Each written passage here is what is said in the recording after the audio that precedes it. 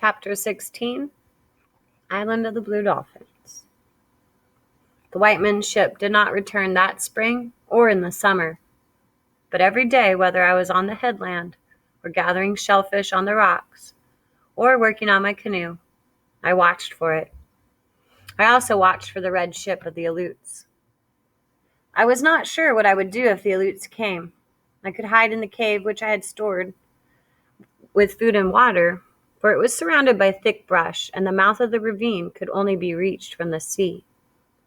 The Aleuts had not used the spring, and did not know about it because there was another one closer to where they had camped. But they might come upon the cave by chance, and then I must be ready to flee. For this reason, I worked on the canoe that I had abandoned on the spit. I went to the place where the others were hidden, but they were dried out and cracked. Also, they were too heavy for a girl to push into the water, even a girl as strong as I was. The tides had almost buried the canoe, and I labored many days to dig it out of the sand. Since the weather was warm, I did not go back and forth to my house on the headland, but cooked my meals on the sand spit, and at night slept in the canoe, which saved much time. Even this canoe was too big for me to pull easily in and out of the water, so I set about making it smaller. I did this by loosening all the planks, by cutting the sinews and heating the pitch that bound them together. I then shaped these planks to half their length, using sharp knives made from a black stone, which is found at one place on the island, and I bound them back together with fresh pitch and sinews. The canoe, when I had finished, was not so beautiful as it had been before, but I could now lift it, one end of it, and drag it through the waves. All the time I was working on the canoe, which was most of the summer, Ron too was with me.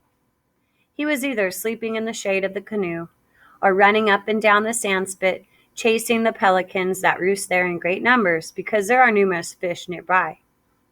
He never caught any of the birds, yet he would keep trying until his tongue hung out of his mouth.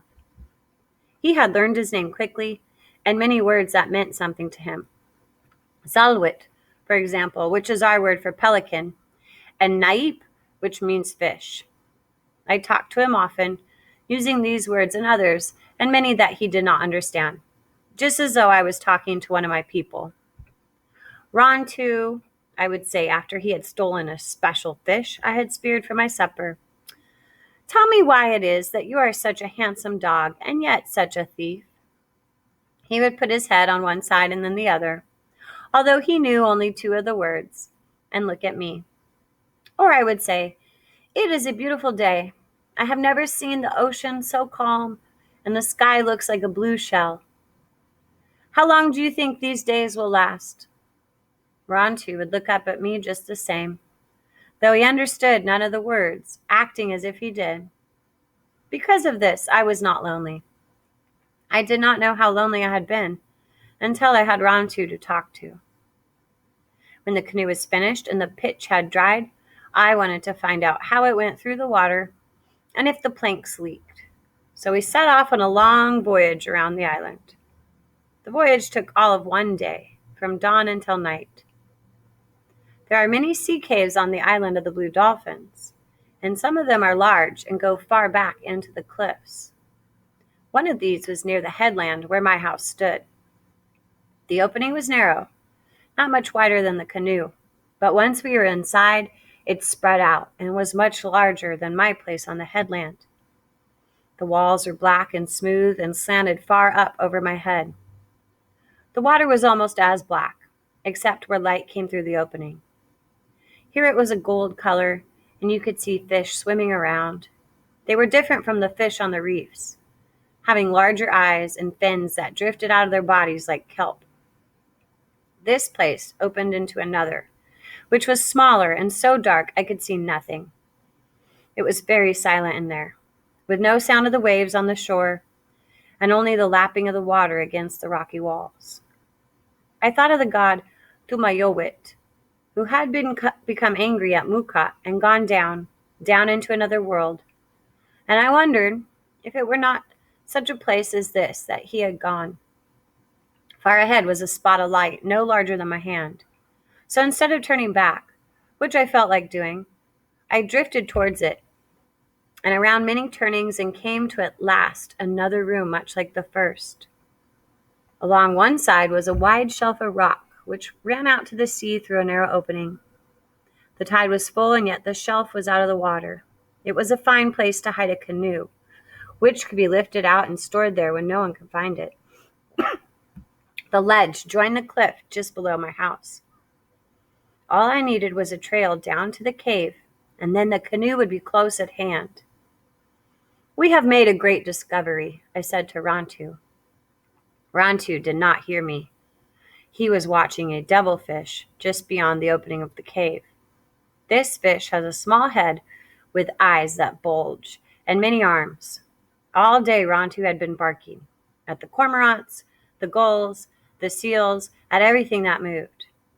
Now he was quiet, watching the black thing in the water. I let the canoe drift along and knelt down out of sight until I could pick up my spear. The devilfish was in front of us, swimming slowly near the surface, moving all of his arms at once. Large devilfish are dangerous if you are in the sea, for their arms are as long as a man, and they can quickly wrap them around you. They also have a big mouth and a sharp beak where their arms join their head. This was one of the largest I had ever seen. Since Rantu was standing in front of me, I could not put the canoe into a better position. I had to lean out to use the spear. As I did so, the devilfish saw my movement and let loose in the water a black cloud of liquid, which instantly hid him from view. I knew that the devilfish would not be in the center of this cloud, that he had left it behind. I therefore did not aim my spear at it, but picked up the paddle and waited until he appeared. He was now twice the length of the canoe from me, and though I paddled fast, I could not overtake him. "Rantu," I said, for he was watching the black cloud in the water, "you have much to learn about the devilfish." Rantu did not look at me or bark. He put his head to one side and then the other, still puzzled, more so when the cloud disappeared and nothing was left except clear water.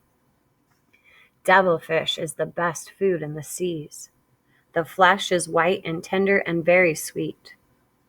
But they are difficult to catch without a special kind of spear, which I now decided to make during the winter, when I would have much time. I took the canoe to Coral Cove, not far from the cave, and pulled it up on the shore, out of reach of the winter storms. There it would be safe until spring, when I would hide it in the cave that Rantu and I had found. It was easy to paddle and did not leak. I was very happy.